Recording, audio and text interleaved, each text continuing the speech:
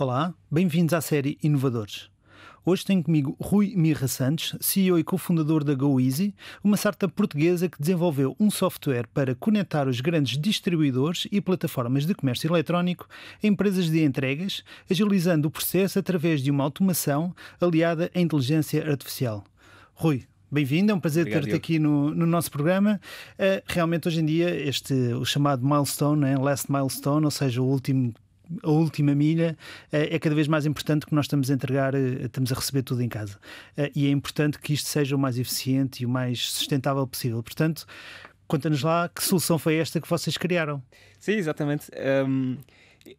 Quero começar por explicar que o nosso objetivo e o objetivo da GoEasy antes de entrar em produto é fazer com que esse last mile, o chamado last mile delivery, seja o mais simples, o mais eficiente e o mais transparente possível para toda a gente. E para explicar efetivamente o que é que nós fazemos, eu tenho que começar um bocadinho a falar do problema, porque quem conhece e quem faz compras online, nós vamos a uma loja, pedimos o nosso produto, escolhemos que tipo de transporte queremos, começa aí a nossa jornada, mas depois as pessoas não têm noção que existem dois tipos de empresas. Existem empresas, lojas online que são grandes o suficiente para ter parte da cadeia logística do lado deles, isso faz com que eles tenham uma proximidade gigante do cliente final. E depois temos as outras empresas que, com a globalização, o que é que elas fazem? Elas estão muito mais locais, mas utilizam grandes redes de transporte que já estão montadas a nível mundial, como as grandes transportadoras que nós conhecemos e que escolhemos mais vezes até para nos entregar, e subcontratam toda essa cadeia. Depois desses dois casos ainda temos outra camada, que é o tal last mile. Por um lado, quando temos esses negócios globais, que já são globais, subcontratam diretamente empresas locais para fazer esse último troço. Não há razão para subcontratar uma grande distribuidora. No lado em que contratamos a distribuidora para gerir a nossa logística mais larga escala, o que acontece é que depois essa logística, essa empresa de transportes de grande escala, também subcontratar essa última milha. Isto porque estava desde o Covid grandes alterações nos padrões de consumo, estão a haver cada vez mais pedidos, cada vez mais encomendas, e essas encomendas têm que ser geridas por ou empresas que têm uma estrutura fixa, e isso para as empresas é mau, não é? Em termos de eficiência financeira. E nós entramos um bocadinho aqui no meio entre essa camada mais global, seja ela do e-commerce ou das grandes distribuidoras, e as pequenas empresas locais que nos levam os produtos até casa. Porque nós percebemos que existe aqui uma fase, estas empresas não são digitais, elas operam com, melhor das hipóteses, WhatsApp, e não estão conectadas de volta ao resto da rede. Portanto, nós como consumidores finais temos aquela a minha encomenda não sei quando é que ela chega, a minha encomenda disseram-me que era hoje, chega amanhã, os produtos perdem-se, e isto acontece porque essa fase do processo não é digital. Nós não sabemos efetivamente o que é que vai acontecer. Portanto, nós estamos a tentar, por um lado, digitalizar essas empresas, dar-lhes as ferramentas que as grandes empresas já têm para operar de forma eficiente, e ao mesmo tempo ligá-las à rede para que toda esta informação possa ser partilhada entre todos os intervenientes. Portanto, estamos quase a falar de uma espécie de uma Uber no caso das entregas, não é? Mais ligada às entregas, porque ao fim e ao cabo estamos a lidar com pequenos empresários, Sim, se calhar sim. não digo individuais, mas com poucas pessoas. Exato. Que de repente consegues digitalizá-los e ligá-los à restante rede. Exato. Isto é um ponto muito interessante. Nós gostamos de distanciar-nos um pouco do conceito da Uber, porque estamos a perceber que no mundo isso está a ser... é muito desafiante até para eles. Estão a ver leis cada vez mais apertadas na Europa. O indivíduo é muito difícil de restringir e de legalizar tudo o que é condições de trabalho, tudo o que é seguros, e está-se a ver cada vez mais estas pequenas entidades a surgirem. Por isso nós queremos nos posicionar cada vez mais como uma ferramenta para essas empresas e não como uma plataforma all-in-one, como é o caso da Uber. Obrigado pela explicação. Já agora, vocês quando é que fundaram a empresa? A empresa existe há um ano. Existiu uma tentativa antes deste conceito em que nós próprios testámos o delivery, e foi assim que percebemos que havia aqui espaço para criar uma solução tecnológica melhor do que o que já existe.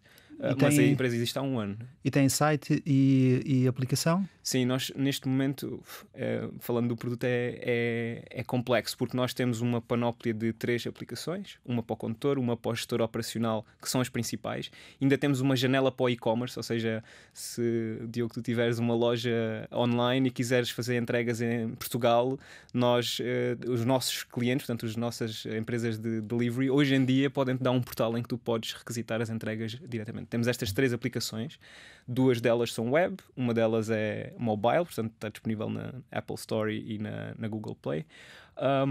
E depois temos toda a inteligência artificial e todo o back-end que suporta estes fluxos em cima das aplicações. Então, como é que funciona em termos de modelo de negócio? Como é que vocês funcionam? Nós estamos a monetizar em cima das empresas de distribuição locais, portanto, os nossos clientes, efetivamente, e temos um preço fixo por entrega, por tarefa, nós chamamos-lhe por tarefa. E fazemos isto por 2 razões. Primeiro, para competir com outro tipo de soluções e outro tipo de business models. Nós queremos que até a pessoa que tem uma carrinha possa usar isto, não é? Aquela empresa pequeníssima, unipessoal, que tem uma carrinha, democratizar mesmo este tipo de soluções. Portanto, se eu tiver uma carrinha e quiser fazer entregas, posso aceder subscrevo hoje a vossa aplicação ou a vossa solução e posso-me ligar e receber. E como é que funciona? Eu fico à espera que contactem ou eu vou ativamente à procura de entregas? Tu podes fazer as 2 coisas. Nós temos uma rede de parceiros então com os large distributors, como eu falei, com as empresas de grande escala de distribuição e com alguns e-commerces que estão sempre à procura de oferta, não é? De capacidade, e nós fazemos essa ponta ativamente. Mas se tu quiseres, self-service, registas-te, tens o teu portal com a tua marca. Vamos imaginar os inovadores, é uma marca de entregas, não é? E podes ir ao mercado e utilizar como ferramenta de venda até. Vou começar a vender canecas. Ótimo. Da solução que vocês têm, indicam aqui várias coisas: a otimização de rotas, conseguir seguir em tempo real, notificações automáticas e integração com outros sistemas. Isto tudo já está implementado e já está a funcionar? Sim, nós inclusive estamos cada vez mais a entrar na ótica da inteligência artificial, porque especialmente eu tenho uma posição forte em relação a isto. Acho que ainda se faz pouco no que toca a automatizar e suportar decisões. A inteligência artificial ainda está muito num estágio de previsões e coisas deste género. Nós estamos já a tentar ir para aí, ou seja, apoiar as tomadas de decisão. Fazer com que a ferramenta seja quase um especialista a apoiar. Mas dá-me um exemplo em que... Um exemplo, eu ia falar desse exemplo agora e depois, entretanto, com o conceito acabei por me desviar, mas nós esta semana lançámos uma nova funcionalidade que faz o seguinte: eu não sei se as pessoas têm noção, mas 10% das entregas do mundo têm moradas erradas, têm a georreferenciação errada, mesmo utilizando Google Maps. Isto é porque há tantos intervenientes, que eu estava a explicar há pouco, na cadeia, que a informação vai-se alterando, vai-se mutando, e chegamos ao fim e temos uma coisa que não faz sentido, que é, por exemplo, na rua ter uma nota do género, entregar um vizinho, o código da porta é isto. Isto dá cabo completamente do conceito de georreferenciação. Então há muito trabalho feito por estas empresas em corrigir estas moradas manualmente. Nós desenvolvemos um algoritmo de machine learning, portanto um algoritmo de aprendizagem automática, que vai aprendendo com as correções. Para além disso, também consegue ele próprio sugerir: atenção que eu acho que estas moradas estão erradas.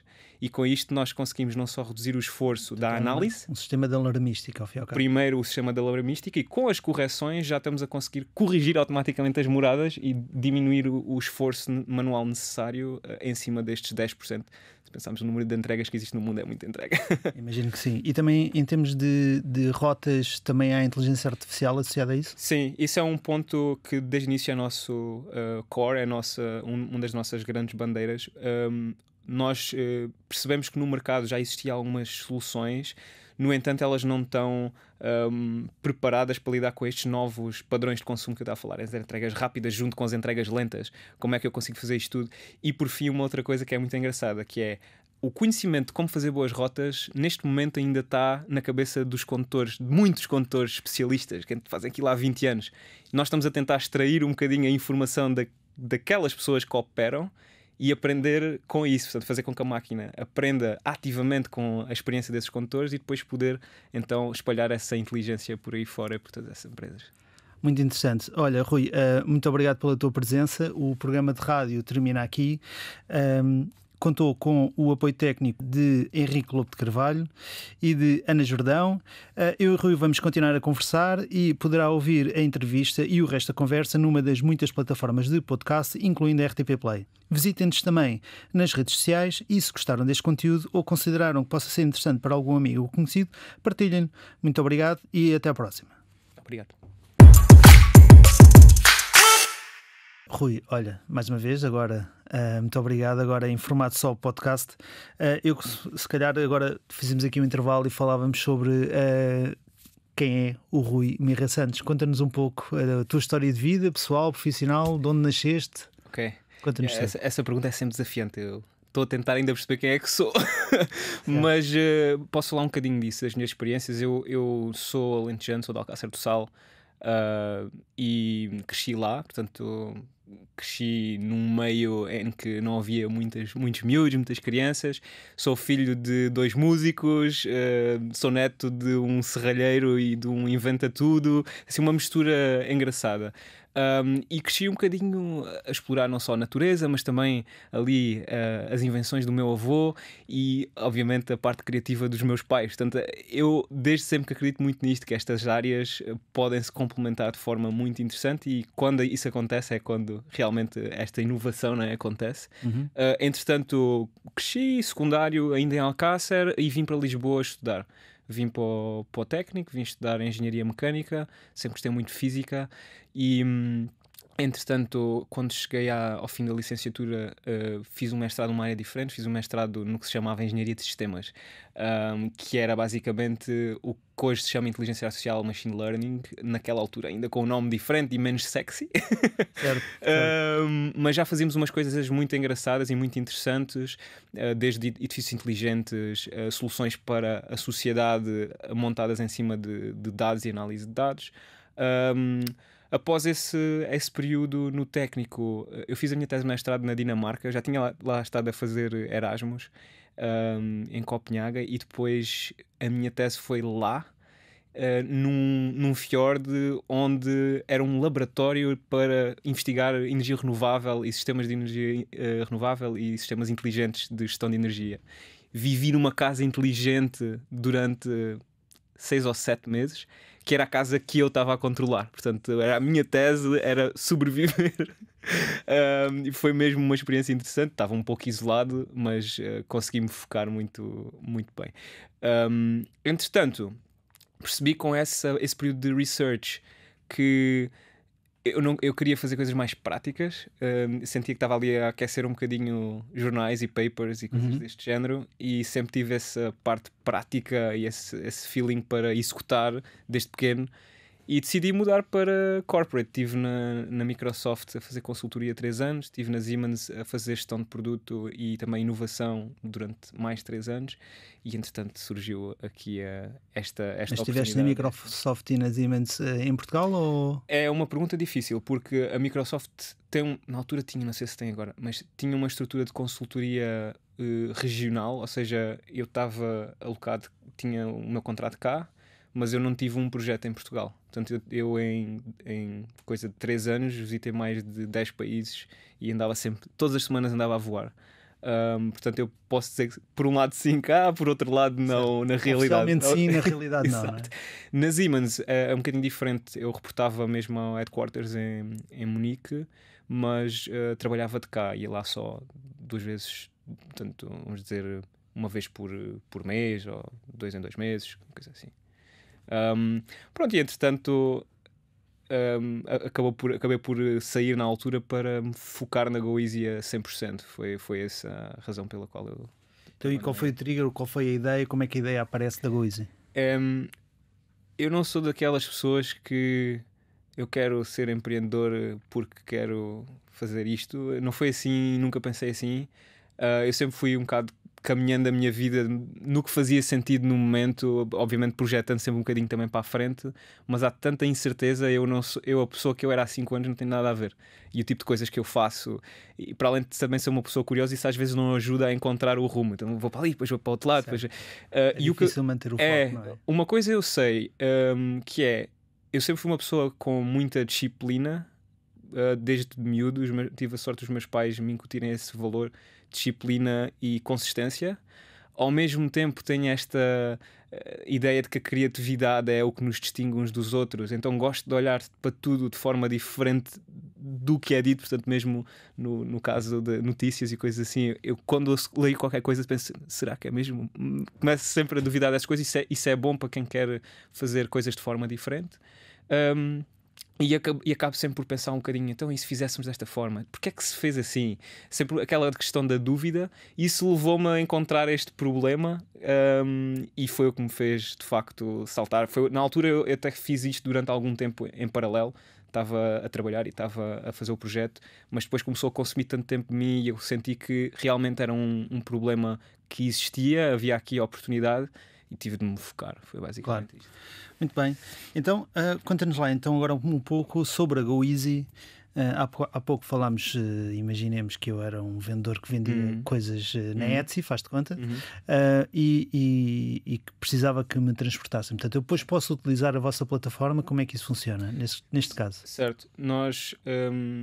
O nosso foco grande hoje é mesmo a digitalização destes players locais de delivery. Estamos a pensar e também para dar aqui alguns dados à conversa, e eu já ia dizer long tail, mas o número a percentagem de empresas de delivery no mundo que não têm software anda à volta dos 70%. Isto é um dado astronómico. Exato. E nós estamos atrás desses 70%. Existe muita competição e tal, mas eles estão ali naqueles 30%.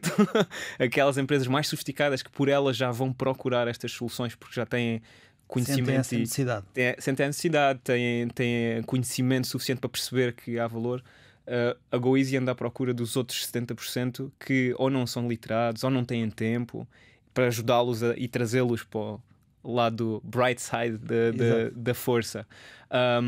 Portanto, a pergunta sobre Etsy, o que nós fazemos muitas vezes, tanto Shopify, Etsy, esses sites assim de lojas, nós temos conectores com essas plataformas, grande parte delas. Ou seja, nós permitimos que alguém queira abrir uma loja e que queira fazer as entregas diretamente com um negócio local, ou que conhece, ou pedir-nos recomendações. Nós também fazemos, como eu estava a dizer na primeira parte, fazemos essa ponte. Nós temos essa integração by definition, 2 cliques e estão integrados entre a loja e o distribuidor, e aquilo flui sem que sequer a pessoa da loja pense, sem que sequer a pessoa das entregas tenha que se preocupar. Os dados vêm. Mas eu que sou da loja tenho que ter uma ligação entre a minha loja e vocês.